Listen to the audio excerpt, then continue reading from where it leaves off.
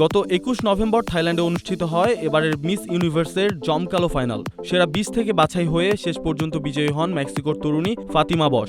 কিন্তু ফলাফল ঘোষণার পরেই সামাজিক মাধ্যমে প্রশ্ন উঠতে শুরু হয়েছে নির্বাচনী স্বচ্ছতা নিয়ে। পারফেক্ট ব্লেন্ডের ফ্রেশ মশলা, ভালোবাসার স্বাদ অটুট থাক। লেবানিজ ফরাসি সুরকার ও প্রতিযোগিতার জুরি সদস্য ওমর হারফৌজ দাবি করেছেন ফাতিমা প্রকৃত বিজয়ী নন, তিনি ভুয়া বিজয়ী। তার অভিযোগ, প্রতিযোগিতার মালিক রাউল রেচা নাকি ব্যবসায়িক স্বার্থে আগেই ফাতিমাকে জয়ী হিসেবে ঠিক করে রেখেছিলেন। ফাইনালের দুদিন আগেই বিচারক প্যানেল থেকে পদত্যাগ করেছিলেন ওমর হারফৌজ। তখন তিনি কারচুপির আশঙ্কা প্রকাশ করে অভিযোগ করেন কিছু প্রতিযোগীর সঙ্গে জুরি প্যানেলের ব্যক্তিগত সম্পর্ক রয়েছে, যা ফলাফলে প্রভাব ফেলতে পারে। তবে ফাতিমার জয়কে নিয়ে বিতর্ক আরও ঘনীভূত হচ্ছে। ফারদিন আলম, ডেস্ক রিপোর্ট, নাগরিক প্রতিদিন।